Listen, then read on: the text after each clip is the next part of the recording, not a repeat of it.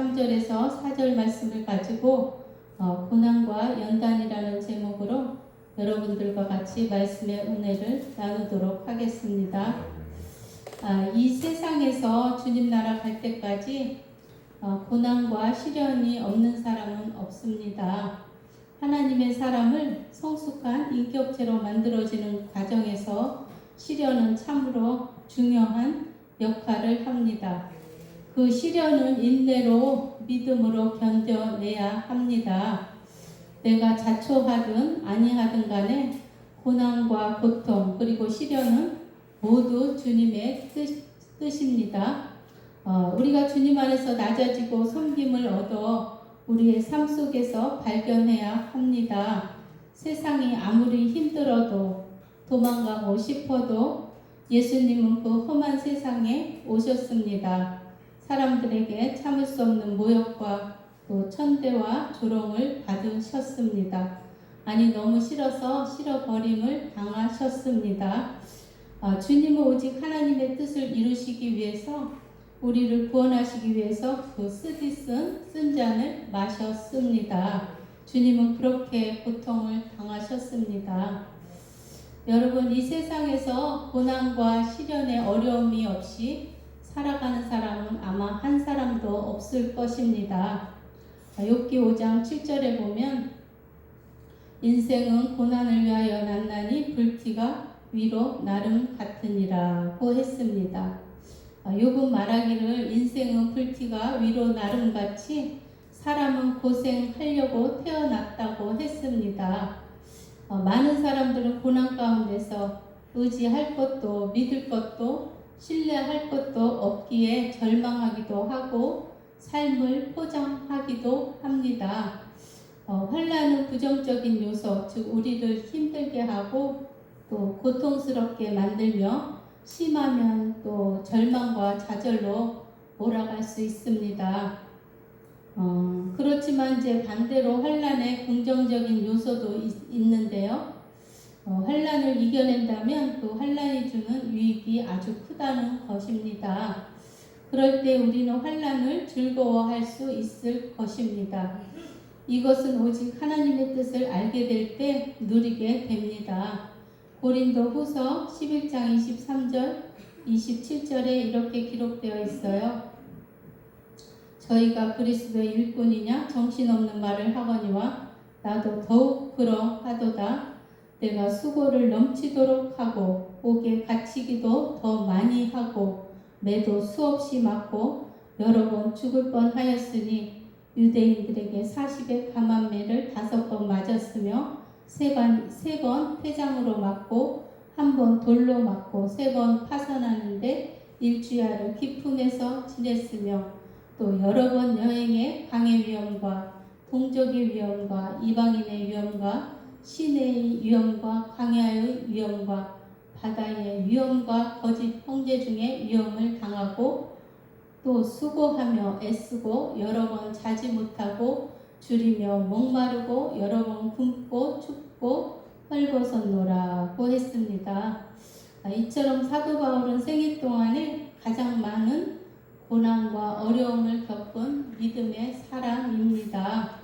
특히 바울 사도는 고난을 당한 것을 알면서도 스스로 자초하면서 당했습니다. 사도 바울도 몸이 건강하거나 특별히 강한 사람이 아니었음을 볼 수가 있습니다. 고린도 후서 12장 1절에서 5절에 보면 이렇게 기록되어 있어요. 무익하나마 내가 부득불 자랑하노니 주의 환상과 계시를 말하리라. 내가 그리스도 안에 있는 한 사람을 아노니 14년 전에 그가 셋째 하늘에 이끌려 간 자라. 그가 몸 안에 있었는지 몸 밖에 있었는지 나는 모르거니와 하나님은 아시느니라. 내가 이런 사람을 아노니 그가 몸 안에 있었는지 몸 밖에 있었는지 나는 모르거니와 하나님은 아시느니라. 그가 낙원으로 이끌려가서 말할 수 없는 말을 들었으니 사람이 가히 이르지 못할 말이로다. 5절 내가 이런 사람을 위하여 자랑하겠으나 나를 위하여는 약한 것들 외에 자랑치 아니하리라고 했습니다. 하나님께서는 바울이 셋째 하늘에 다녀온 후에 자고하지 않도록, 그러니까 교만하지 않도록 하기 위해서 사단의 가시를 주셨습니다. 믿습니까? 믿습니까? 네.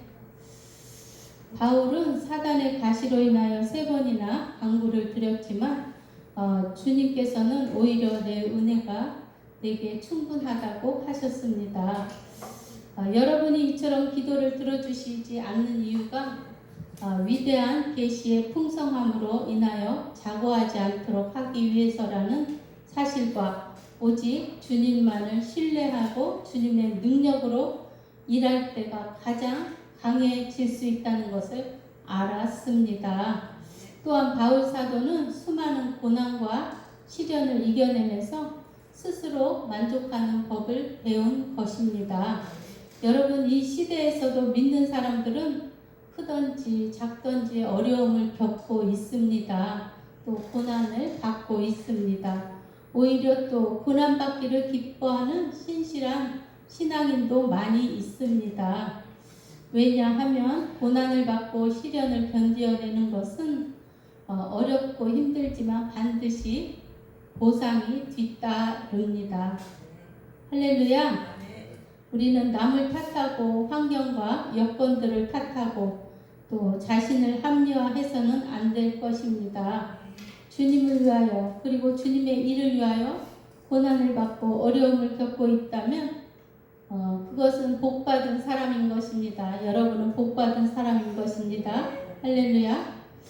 본문 3절에 다만 이뿐 아니라 우리가 환난 중에도 즐거워하나니에서 다만 이뿐 아니라는 의미는 로마서 5장 1절 2절에 나오는 예수님의 십자가의 죽으심으로 죄에서 용서함을 받아 의롭게 되므로 하나님과 화목하게 되는 영광을 누리게 된 것을 말씀하고 있는 것입니다. 그러나 우리가 죄 용서함을 받아 하나님의 자녀가 되면 모든 것이 잘 풀리는 것이 아닙니다. 하나님의 자녀들에게도 고난이 옵니다. 고난은 우리가 범하는 죄로 인하여 오기도 하고 또 하나님의 자녀답게 거룩하게 살도록 하기 위해서 또 연단을 시키기 위해서 주십니다. 여기에서 나오는 환난은 우리가 하나님의 자녀답게 거룩하게 살려고 함에도 불구하고 우리에게 어려움이 오는 것을 말씀하고 있습니다. 시편 50편 15절에 환난 날에 나를 부르라 내가 너를 건지리니 내가 나를 영화롭게 하리라고 하셨습니다. 하나님은 모든 고난을 이겨낼 수 있도록 필요한 힘과 지혜를 주실 것입니다. 여러분, 우리는 믿음과 인내를 가져야 합니다. 고난과 시련을 이겨낼 수 있는 힘은 구원의 선물인 하나님께 구원의 표를 우리는 받았습니다. 구원받은 그리스도인들은 예수의 생명인 또 영생을 받았습니다. 그러나 이런 선물을 주시기 위하여 하나님께서는 하늘보자 버리시고 가장 천한 인간의 모습으로 이 땅에 내려오셔가지고 모든 고통과 멸시와 천대와 실어 버려짐을 당하시고 십자가에서 피 흘려 죽으심으로 우리에게 주시는 선물입니다. 믿습니까? 예수 그리스도를 믿는 자들에게는 구원의 표가 있습니다. 구원의 표가 있어요. 믿는 자들에게는. 그러나 이 사실을 믿지 않는 자들에게는 멸망의 표가 있을 뿐입니다. 우리는 성령을 통해 인치시고 하나님의 자녀라는 것을 확신해야 할 것입니다. 그러므로 우리는 어디에 있든지 우리가 하나님의 자녀라는 사실과 우리의 이름이 생명책에 기록되었다는 사실과 그리스도의 신부라는 사실을 알아야 할 것입니다. 그러므로 우리는 믿음과 인내를 가지고 날마다 주님을 따라가야 합니다. 할렐루야. 믿음과 인내는 모든 것을 정복하는 위대한 은혜입니다. 우리에게 강하게 격려해 주시는 분은 우리 주 예수 그리스도이십니다. 우리 주 예수 그리스도는 그의 백성된 우리에게는 어떤 분이십니까? 어떤 분이신지 아십니까? 아셔요? 몰라요. 가르쳐주세요. 몰라요? 가르쳐주세요. 그분 할렐루야. 그분은 믿는 이들의 믿음의 주이시며 믿음의 규례이시며 또 믿음의 근원 되시는 분이십니다. 또 그분은 온전케 하시며 우리의 믿음의 대상이십니다. 그리스도는 은혜의 완성자이시며 믿는 자의 영혼 안에서 능력으로서 또 믿음의 역사를 일으키시는 분이라는 것을 아셔야 합니다. 또 그리스도는 재판관이시오 우리의 믿음을 보상하시는 분이십니다. 그리스도께서는 자신이 세상에 계실 때 어떤 고난을 받으셨느냐 하면 그분은 죄인들의 모든 악한 행동을 참으셨습니다. 그리스도께서는 모든 것을 참아내셨어요. 주님은 십자가도 참아내셨습니다. 주님은 이 세상에서 만난 고통을 참으시고 마침내 때가 이르자 십자가를 지시고 못 박히셨습니다. 주님은 불굴의 인내로 의지로 이 모든 것을 참아내셨습니다.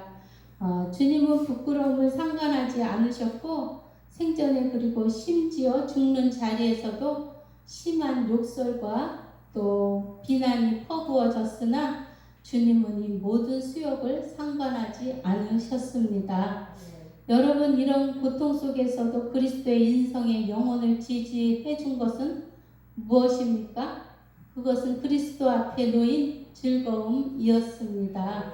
그분은 자신의 고통을 받으심으로써 하나님의 손상된 공의가 회복되고 또 하나님과 인간 사이의 화평이 이룩되며 또한 인간에게 구원의 길이 열리는 것을 보시고 아주 기뻐하셨습니다. 그분은 고난을 받으심으로 하나님 보좌 우편에 앉으시게 되었습니다. 그분은 영원히 살아계시면서 주님의 백성인 자녀인 우리를 위하여 중보하고 계십니다. 할렐루야.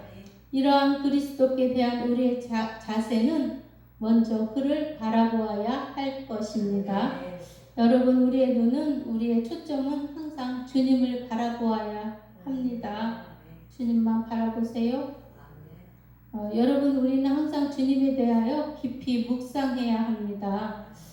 그러면 그리스도의 고난이 우리가 당하는 고난보다 훨씬 더 크셨다는 것을 알 수가 있습니다. 주님의 인내 또한 우리의 인내보다 훨씬 더 크셨습니다. 아무리 믿음이 좋을지라도 시련과 고통을 당하면 낙심하기 마련입니다. 시편 119편 71절에 고난 당하는 것이 내게 유익이라 이로 인하여 내가 주의 율례를 배우게 되었나이다 라고 말씀하고 있습니다.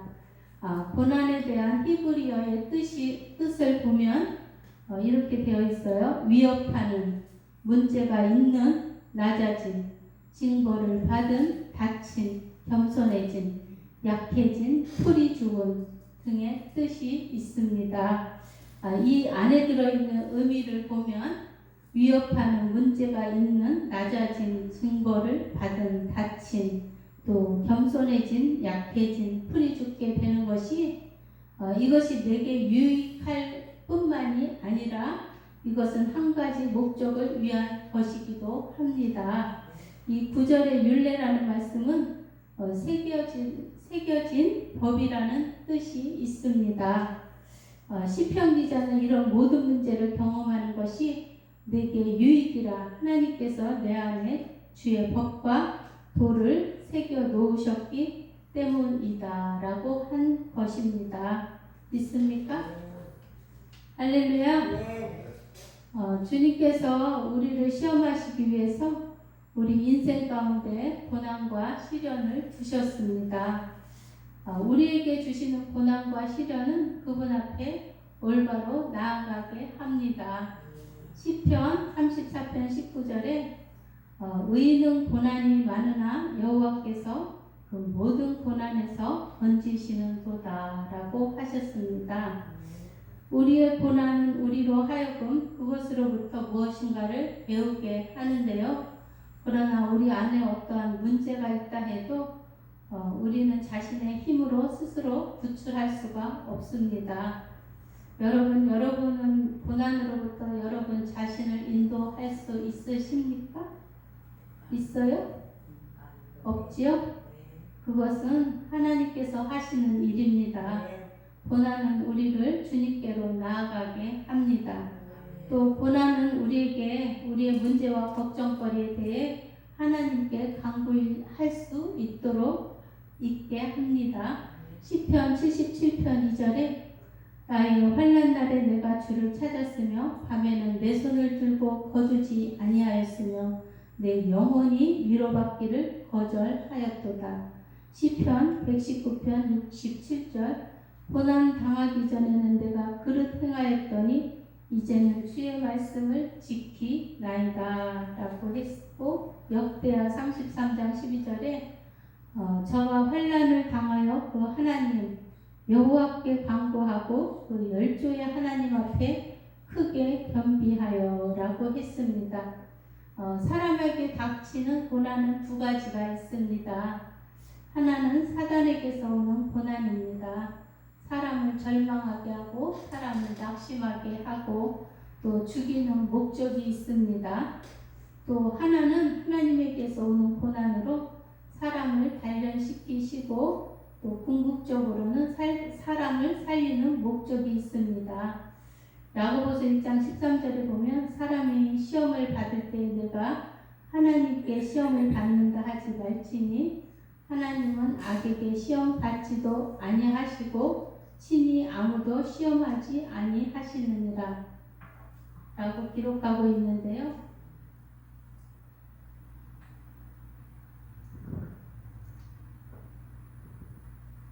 하나님은 절대로 사람을 시험하지 않으신다고 했습니다. 사람이 시험을 받을 때 내가 하나님께 시험 받는다 하지 말지니 하나님은 악에게 시험을 받지도 아니하시고 친히 아무도 시험하지 않으신다고 하셨는데요. 그렇다면 정말 하나님께서는 사람을 시험하지 않으실까요? 창세기 22장에 보면 하나님이 아브라함의 믿음을 확인하기 위해 100세 때 낳은 아들 이삭을 바치라는 시험을 주셨습니다.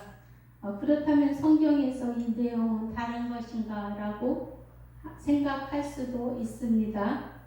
그것은 이제 야고보서에 나오는 하나님이 사람을 시험하지 않는다고 할 때 이 시험이란 단어는 유혹을 의미합니다. 하나님은 마치 사탄이 사람을 넘어뜨리기 위해 유혹하는 것 같이 그런 목적을 가지고 유혹하시지 않으신다는 것입니다. 하나님은 아브라함을 시험하신 것은 테스트의 성격이었습니다. 이런 거 있죠. 선생님이 학생을 시험할 때 그 목적이 학생을 좌절시키기 위해서가 아니라 그 시험을 통하여 그가 다음 단계로 성장하도록 돕는 목적이 있습니다. 하나님은 우리에게 유익을 성장을 주기 위하여 시련을 주시는 것입니다. 할렐루야. 베드로전서 1장 6절에서 7절에 한번 찾아보세요. 베드로전서 1장 6절 7절.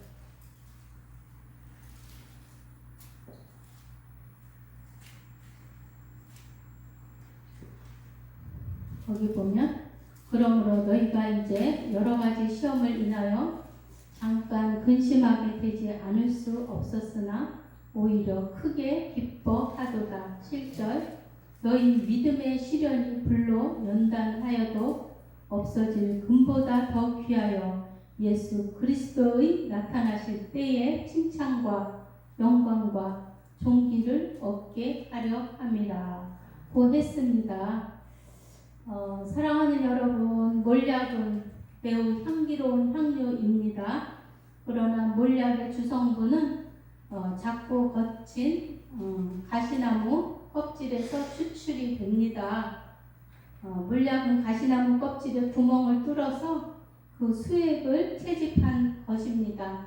아라비아 말로 무르라고 하는데요. 이 무르란 말은 매우 쓰고 고약한 맛이라는 뜻이 있습니다. 이 악취를 풍기는 수액이 정제 과정을 거치면 향기로운 몰약으로 변합니다. 정제 과정을 거치지 않은 액체일 때는 아주 냄새가 고약한 수액일 뿐입니다. 그러나 이 몰약이 정제 과정을 거치면 이것은 이제 동방 박사들이 아기 예수께 드린 영광의 선물이 되는 것입니다. 고약한 몰약이 예수님께 드려지는 선물이 되어요. 이렇게 정제하게 되면 작고 거친 가시나무의 껍질에서 나온 고약한 냄새를 풍기는 몰약이 이 세상의 구원자로 오신 가장 귀중하고 소중하신 분에게 선물로 드려졌습니다. 여러분, 우리에게 오는 고난과 고통은 몰약과 같습니다. 우리를 괴롭히는 고통, 또 패배의식, 가난, 절망, 억울함, 분노, 슬픔, 열등감 등이 때로는 우리 인생에 좋은 향료가 될 수 있습니다. 고통은 연단의 과정을 거쳐 삶의 향기를 아주 진동하게 합니다. 그러나 모든 것을 포기하고 한숨만 쉬는 비관적인 사람에게는 고난이 곧 독극물입니다. 하나님은 낙관적인 인생들에게 복을 주시는 것입니다. 믿습니까? 낙관적인 사람에게 복을 주셔요. 비관적인 사람에게 주시는 것이 아니라 본문 4절에 인내는 또 연단을이라고 말씀하고 있습니다. 연단이라는 것은 쇠붙이를 불에 달구어서 계속 망치로 두드리는 작업을 여러 차례 반복을 합니다. 이것은 쇠붙이의 불순물을 제거하고 아주 단단하게 합니다. 사람으로 말하면 환난의 과정들, 즉 인내를 통해서 성숙하게 만드는 과정인데요. 환난을 잘 견디면 양적인 측면에서 견뎌내는 인내가 만들어집니다. 그리고 인내하고 견디다 보면 이제는 단순히 견디는 것이 아니라 그 사람의 질적인 측면에서 인격이나 말이나 행동이 다듬어지게 됩니다. 4절에 연단은 소망을 이루는 줄 알미로다 라고 말씀합니다. 소망은 목표나 꿈을 말합니다. 환난의 과정의 끝은 소망 곧 꿈을 이루는 것입니다.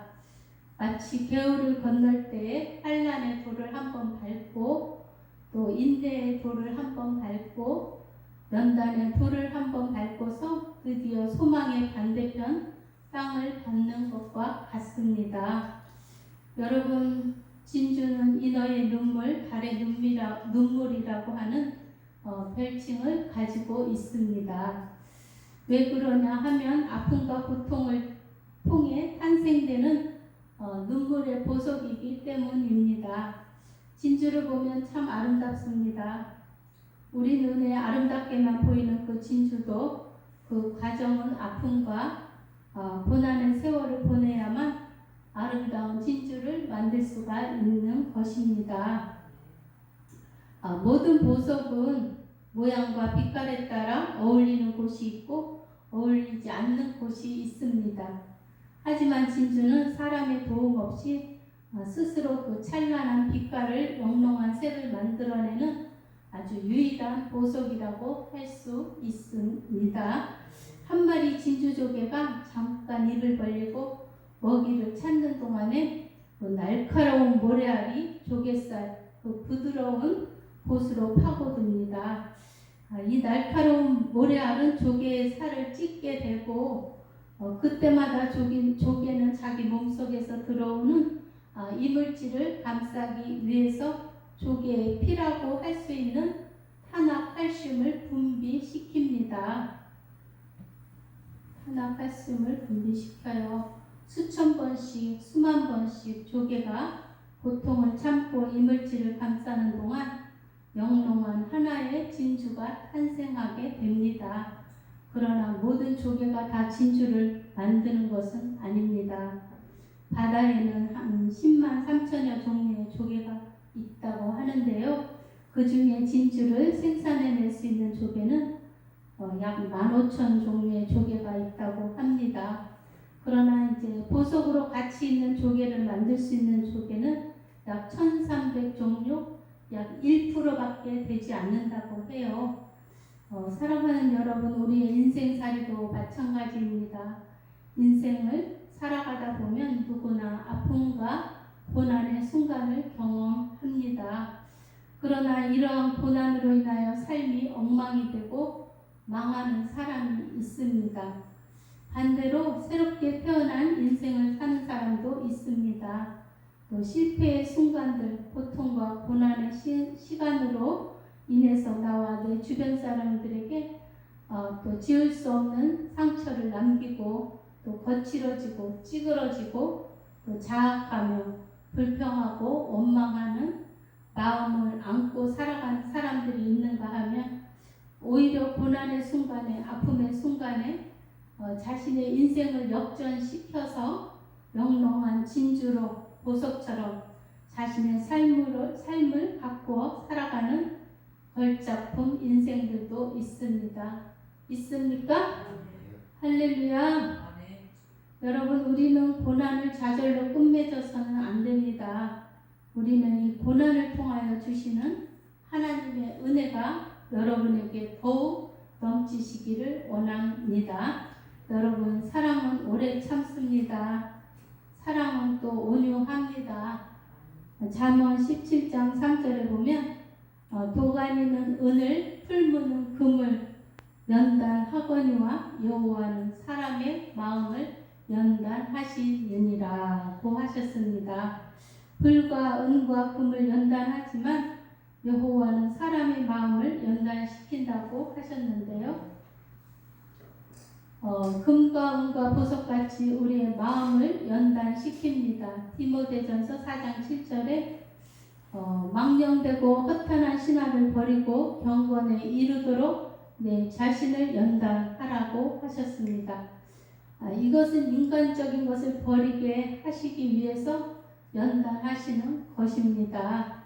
하나님은 연단을 통하여 하나님만 바라보게 하기 위해서 연단의 과정을 허락하시는 것입니다. 사람은 연단을 겪으면 연단 속에서 하나님을 진실하게 찬양하게 되는데요. 하나님의 인도하심은 언제나 완벽하십니다.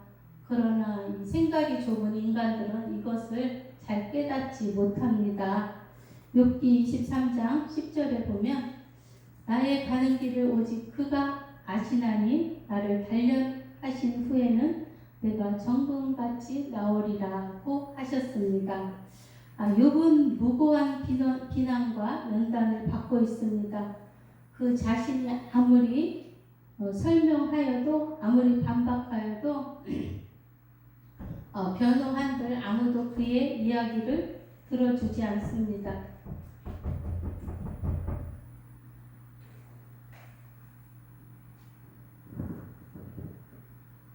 여러분, 그러나 주님은 아실 것입니다. 그의 아픔과 고통과 슬픔과 하나님 앞에서의 결백을 주님은 아실 것입니다. 여러분, 우리도 우리의 앞을 전혀 모릅니다. 이 연단이, 이 단련이 지난 후에는 우리가 정금같이 나올 것입니다. 할렐루야. 정금같이 나오지만 이 정금이 되는 과정도 굉장히 힘이 들 것입니다. 가난이 오면 친구도 떠납니다. 가난이 오면 병도 찾아옵니다. 욥은 외롭고 힘든 날에도 주님만 의지했습니다. 시편 119편 67절에 고난 당하기 전에는 내가 그릇 행하였더니 이제는 주의 말씀을 지키나이다. 욥기 23장 12절 내 발이 그의 걸음을 바로 따랐으며 내가 그의 길을 지켜 치우치지 아니하였고 내가 그 입술의 명령을 어기지 아니하고 일정한 음식보다 그 입의 말씀을 귀히 여겼구나 라고 했습니다. 여러분, 고난의 시기 연단의 시기가 우리에게 귀중한 것을 깨닫게 합니다. 이 고난의 시기를 지나는 통로는 바로 하나님의 말씀인 성경입니다.